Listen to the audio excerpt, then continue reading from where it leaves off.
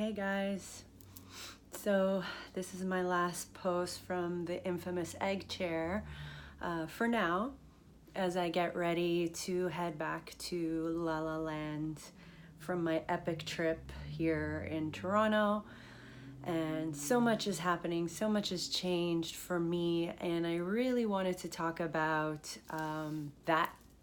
the healing journey and how much I've been able to heal just by witnessing the stories that I've told myself for so many years, and what changed when I released those stories or created a shift in perspective around those stories, and how much healing was able to happen.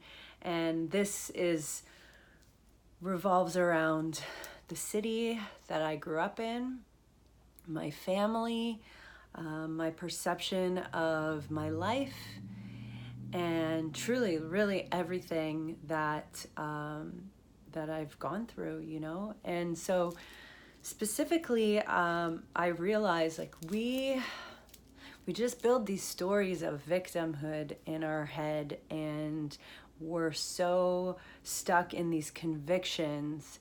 And it's interesting that I had a conversation with my brother the other day, and I was talking to him about, religion, for instance, and how we grew up Jewish, and, what our core belief values were growing up, and asking him, do you still believe the same things? And we're both like, no, we don't. And it's funny because I said, it's interesting. We had such strong convictions around these belief systems that at the time, if you would have challenged them, we would have defended them to the core. And today, we would have a completely different response. It wouldn't be so important for us to defend because we've changed our perspective. And I want to talk about that because, we hold on to these stories of the past for so many years, and all they do is plague us if they are not serving us. So why do we hold on to them? Why do we hold on to the anger of our parents or the resentment of a past relationship? Why? How does that actually serve us? Because when we let go of that, we open up for opportunity of love and forgiveness. But for some reason, our minds and our egos are not wired to easily just move past things. And so this is something that I'm bringing to the surface right now in my life, and constantly questioning, what are the stories that I'm holding on to? What are these definitions of myself, of my story, of how I present myself to the world? What is it that I'm holding on to?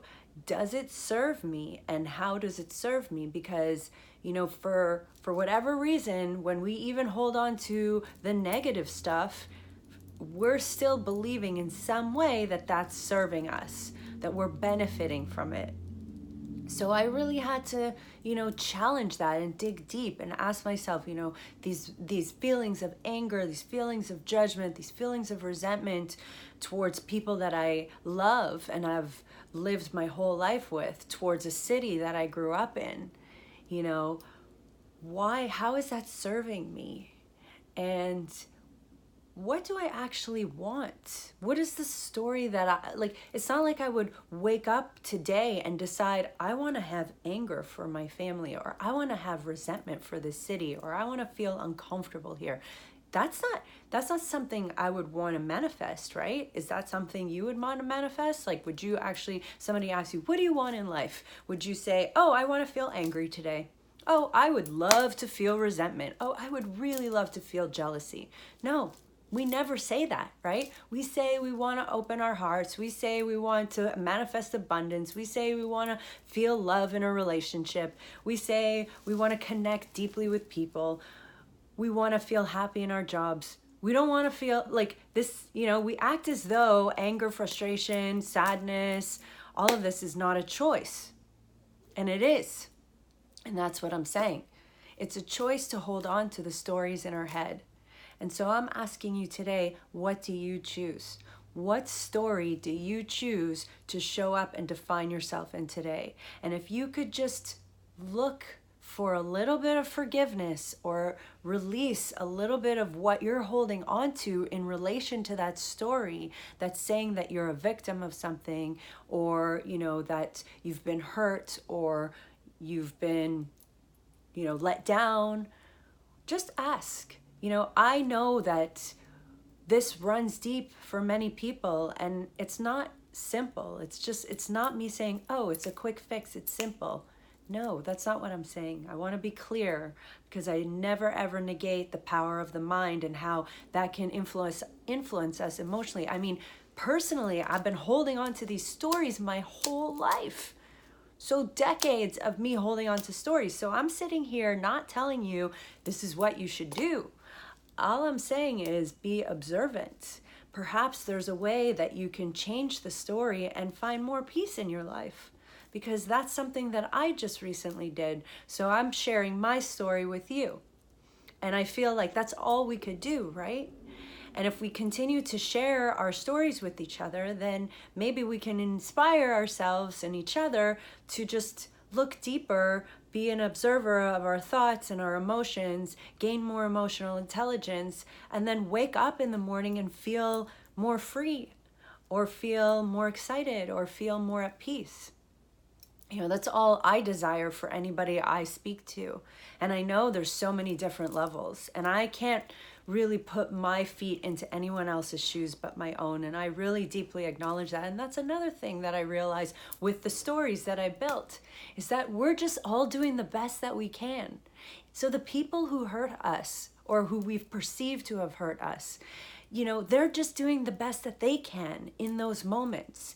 And the people that we've actually hurt, because, you know, we've also hurt people, we were doing the best that we can in those moments with the tools that we had in those moments. And today and every day is an opportunity for us to wake up with new tools, with new self-awareness, with new ideas, with new feelings of kindness and forgiveness and release and self-love. And when we can get to those points, then we can release the stories that no longer serve us. We could start fresh every day. How awesome is that? That's the beauty of life. And the people who don't allow you to do that, well, maybe create some space, you know? Because we should be able to grow and evolve every single moment of every day. And we can acknowledge our shadow and our stories, and we can come to reverence and acceptance and humility and say, you know what? I recognize this now. I recognize where I didn't show up. I recognize where I wasn't the best of who I could be in that moment. And I am sorry. And I want to be better. And I will choose to be better every day. And it doesn't mean I'm going to be perfect, but it means I'm going to be more self-aware. And so that's what I invite you to do today. Just look at your story. What is the story you tell yourself? How do you feel about those stories? And perhaps what can you change to make a relationship better with either yourself or with the people in your life?